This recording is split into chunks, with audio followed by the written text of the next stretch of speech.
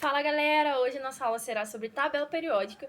E antes de nós falarmos de tabela periódica, eu queria falar para vocês que qualquer dúvida, qualquer ideia, qualquer coisa que vocês queiram falar, vocês podem me procurar, que eu vou ouvi-los e vou estar totalmente à disposição de vocês para esclarecer qualquer coisa, ok? Eu vou tentar resumir no vídeo, não vou ficar aqui muito tempo falando, até porque o meu quadro não é muito grande, tá tudo explicadinho no slide, então peço que vocês, se ficarem com alguma dúvida em relação ao que eu resumi no quadro, é só olhar os slides, que os slides estão bem explicados, mas qualquer dúvida é só falar comigo, ok?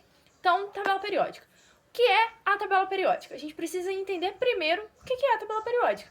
Fácil, é simples. A tabela periódica nada mais é do que uma organização dos elementos químicos que a gente já conhece.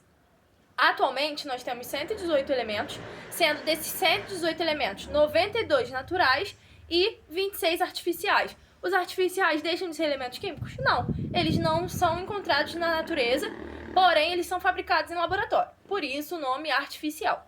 Ok?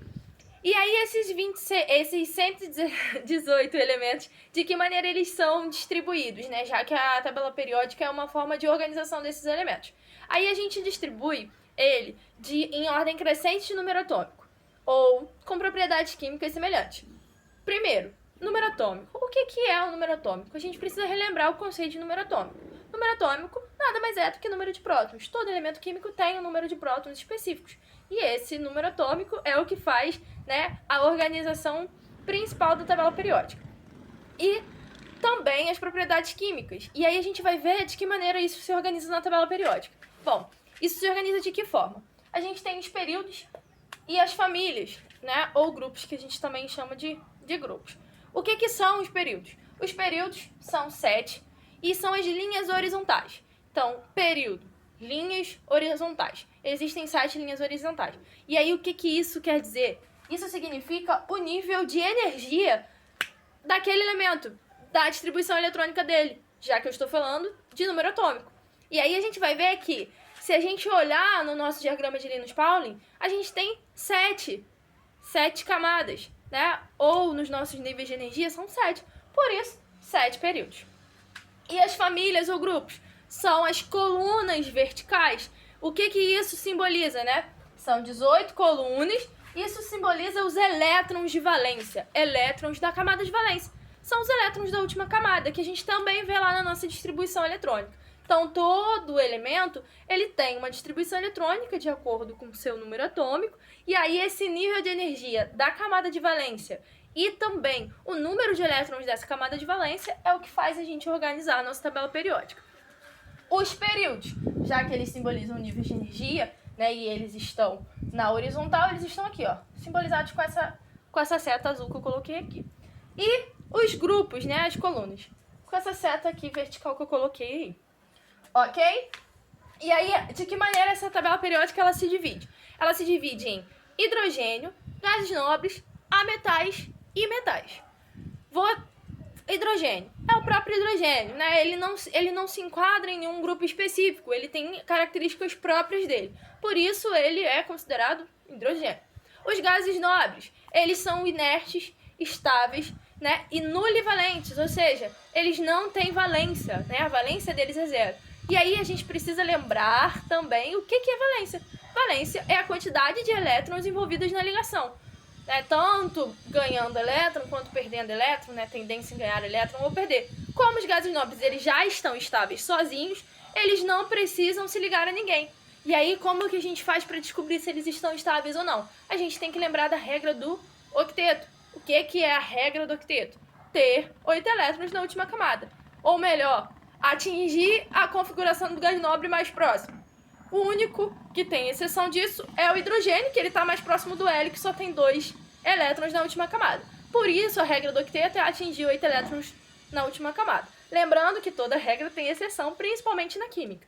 Então, a gente precisa entender que o octeto tem suas exceções. Porém, a gente considera essa uma regra, tá? Então, a gente precisa atingir 8 elétrons na última camada. Então, os gases nobres, eles já têm esses 8 elétrons na última camada, e aí a gente já tem a estabilização deles, por isso eles são nulivalentes. E aí a gente tem os metais e os ametais. Metais se dividem em metais alcalinos terrosos, metais de transição externa e metais de transição interna.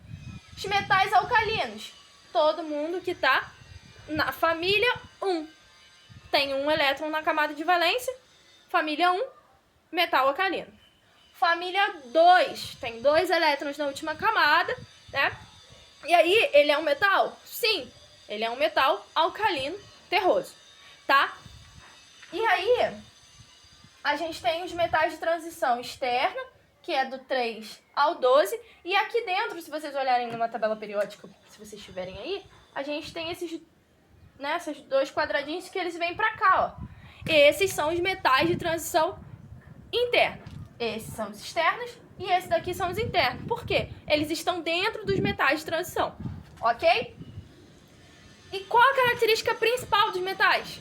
Eles são eletropositivos. O que é ser eletropositivo? Ser eletropositivo é a tendência que um elemento tem de perder esse elétron, né? De afastar esse elétron dele. E aí, é o contrário dos ametais, que eles são eletronegativos, que eles têm a tendência em atrair esses elétrons para eles. Então, a gente pensa, eletropositivo.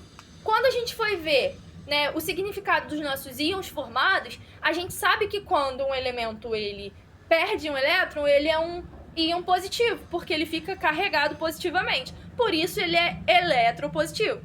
Quando um íon ele perde, né, quando um elemento, na verdade, ele forma um íon onde ele perde esses elétrons, ele fica um íon o quê? Negativo. Quando ele ganha elétron, perdão. Quando ele ganha elétron, ele fica um íon o quê? Negativo, certo? Então, se ele fica um íon negativo, é porque ele fica carregado negativamente. Se ele fica carregado negativamente, ele é eletronegativo. Então, eletropositivo. Os metais, eles perdem elétrons. Principal característica dos metais, perder elétrons. Ok? Além deles perderem elétrons, quando eles estão em solução aquosa, né? Ou os sólidos iônicos, né, que são formados principalmente por metais, eles conduzem eletricidade, eles possuem brilho, eles são dúcteis, né, tem ductibilidade. O que é ser dúcteis? Né? Ser dúcteis é a capacidade que eles têm de formar fios, ok? Eles são sólidos e, com exceção do mercúrio, que a gente sabe que é líquido, tá? E também eles possuem altos pontos de fusão e ebulição. Okay? Essas são as principais características dos metais. Diferentemente dos ametais, tá? Que é o próximo grupo que a gente vai ver.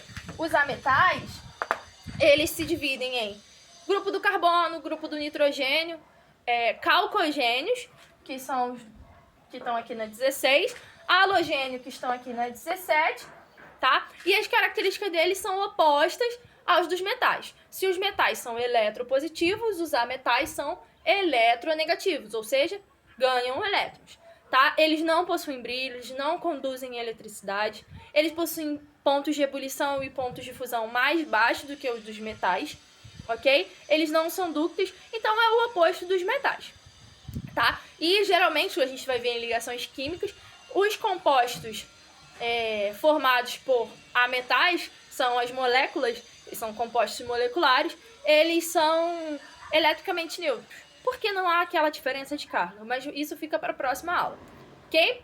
Então, essa é a principal divisão da tabela periódica. Eu vou voltar, vou gravar um novo vídeo explicando a divisão por blocos da tabela periódica.